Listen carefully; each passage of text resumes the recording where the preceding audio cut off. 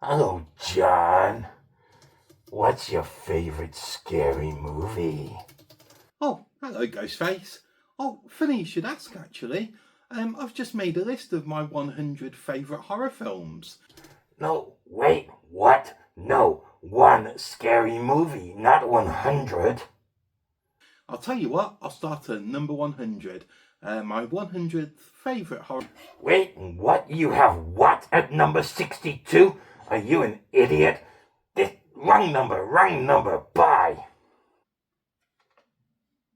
Oh, it's hung up.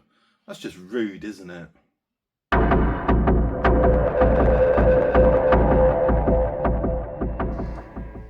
Hi, I'm John. Welcome to my channel, Disquieting Dragons. This week we're doing something a little bit different. It's the start of a new video series. My friend Peter at Peter the Book Lover has recently just concluded his top 100 horror films of all time. And in each of his videos, he was saying that he loves watching those kinds of lists and he likes to see people's lists. So I thought I'd do the same and make a list of my top 100 horror films. I've given myself a couple of caveats and little rules with my list. I've only picked films that I've got in my own horror movie collection. It's just my memory's bad. It's just easier for me to pick films that I know I've seen rather than trying to remember things I might have seen 20 years ago. The other one is there's no Christmas horror movies because that's a video for another day. And the third little rule I gave myself was only one film per series. So, this film series in horror that are 10, 12 movies long. So I thought just to keep it interesting, only one film, and that includes remakes as well.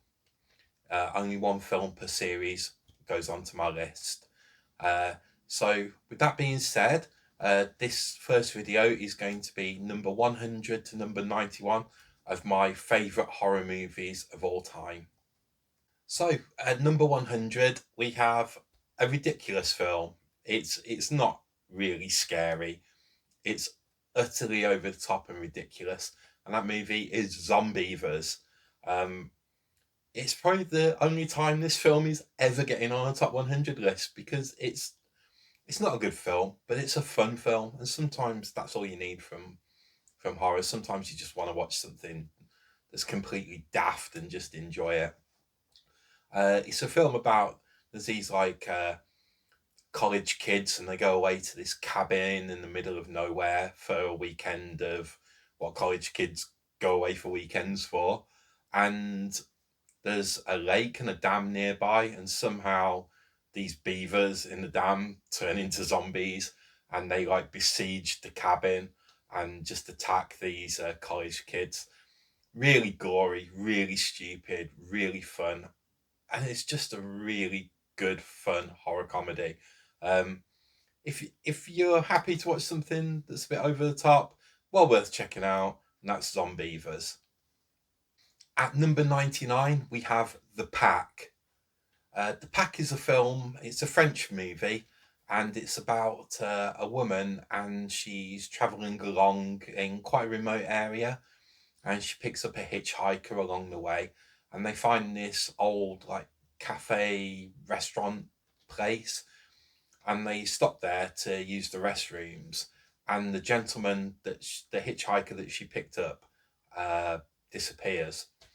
So the woman, she goes back later that night to try and see where this guy has gone, and instead of finding the hitchhiker, she finds that this restaurant place is actually the like hideout, the den of these weird mutant creatures. It's very gory. Uh, Definitely one of the in the mid 2000s. The French horror movies, they were rough. They were really extreme, really gory, and this is a good example of that. If you like creature features, well worth a watch, and that is The Pack. And number 98, we have a film from one of my favourite horror subgenres. I love animal attack movies. I think they're brilliant. And this one is Rogue. It's an Australian movie, and it's about this lady who gives boat tours to tourists, and they're going along the river and they're enjoying their day out, and all of a sudden, the biggest crocodile in the entire world decides that it's hungry and attacks the boat. The rest of the film is about the tourists and the boat guide, and there's a couple of locals that get involved as well. It's just a fight to the death with this giant crocodile. Absolutely fantastic film. If you like animal attack films, it's a really good one and well worth watching, and that is Rogue. At number 97, I told you it was one of my favourite subgenres. It's another animal attack film, and this is The Blackfoot Trail. Very different, as this one's on land and not in water, and it's about a couple, and they go hiking in somewhere in America, I think. And the ranger tells them stay on the trails, don't go off trail. And the guy, obviously, after the ranger's gone, he thinks he knows best, and they decide to go off trail, where they find a very, very angry bear. It's a good film because it shows that not everything that's dangerous in the woods is an animal.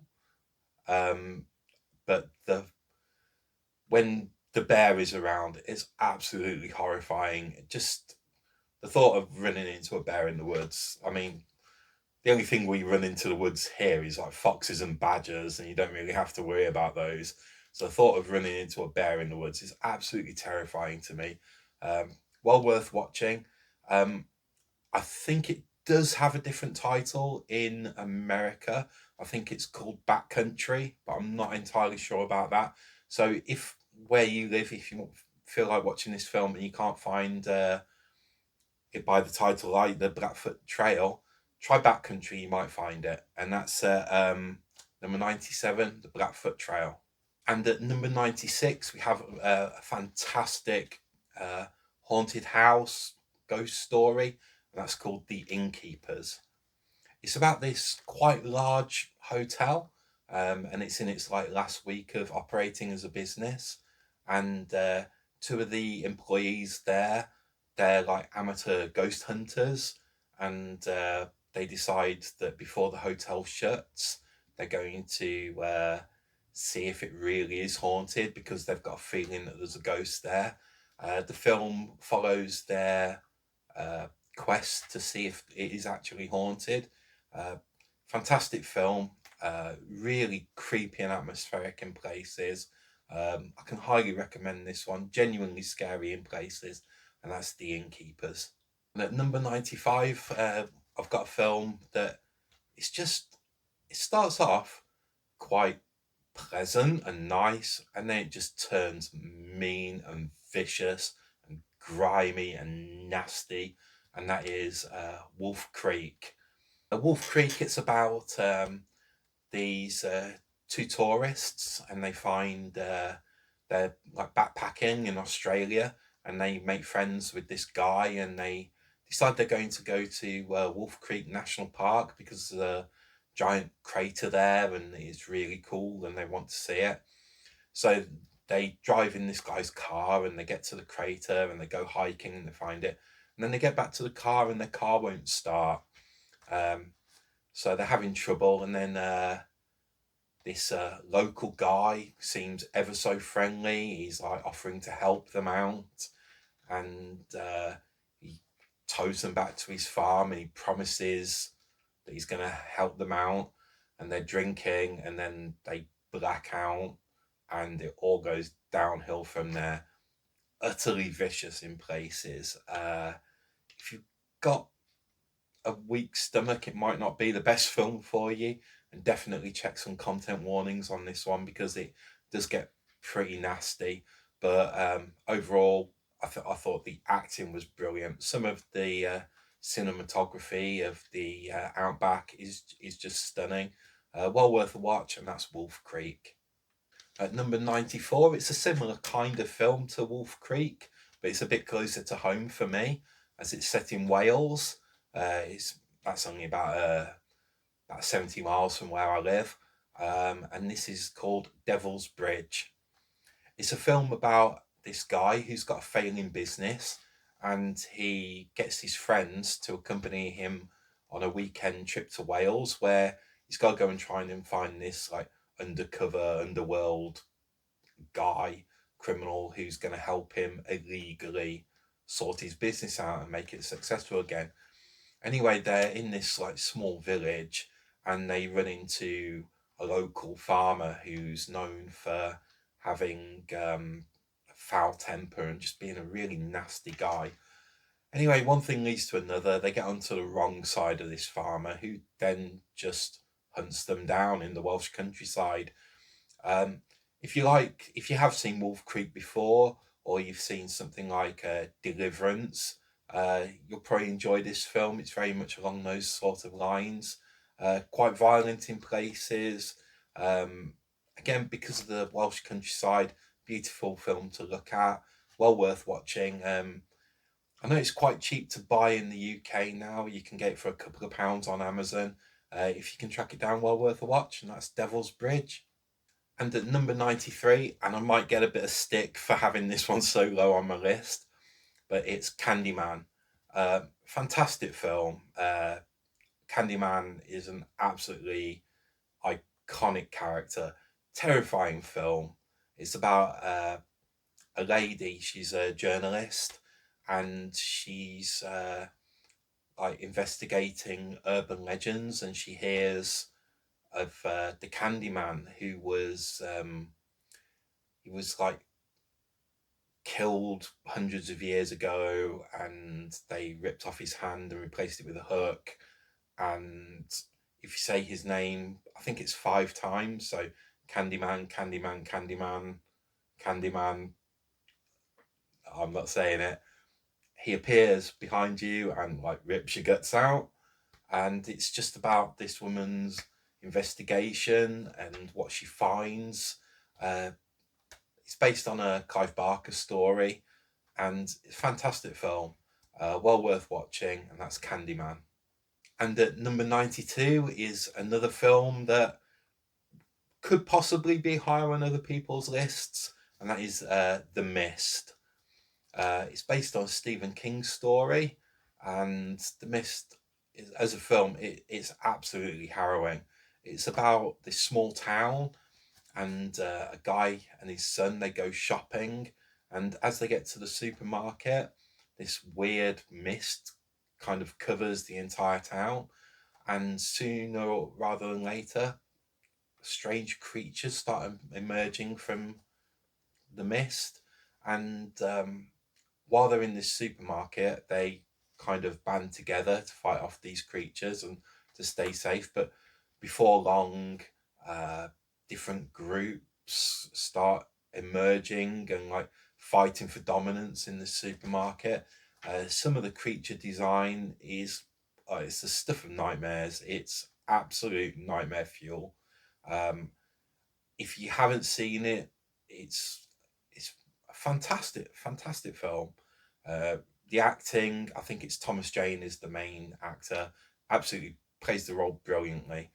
Um, Another one where, due to certain things in the plot, might be worth checking content warnings before you watch it. But it's bleak and it's atmospheric and it's everything a good horror should be, and that's The Mist.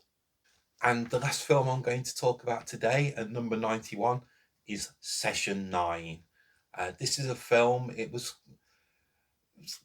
definitely a hidden gem, but it's kind of got quite a cult following now.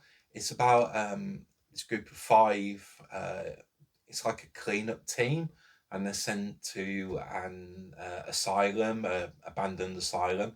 They've got to like clear it up, get rid of the asbestos, all that kind of thing. And as they're working, spooky things start to happen. And one of the workmen, he finds like a lot of the old case studies and recordings, and he becomes fascinated with them. It's genuinely terrifying in places. It's because of the environment that it's shot in, this abandoned asylum or institution. it's just so atmospheric and gets so claustrophobic at times. And the way that the filmmakers use quite normal, mundane objects to instill fear in the viewer is just really, really well done. Um, I know if you want to buy it, it can be quite hard to get hold of on DVD now and quite expensive. So probably digital is the way to go if you want to watch this. And I do suggest you watch it. It's a fantastic film, well worth watching if you like slow burn, creepy horror. And that's Session 9. Well, I hope you've enjoyed this video. I'd love to hear some of your favourite horror films in the comments. If you've seen any of the films I've mentioned on my list so far, I'd love to hear what you think of them. As always, I hope you're enjoying what you're reading. I hope you're keeping well. I'll talk to you all again soon. So for now, take care. Cheers. Bye.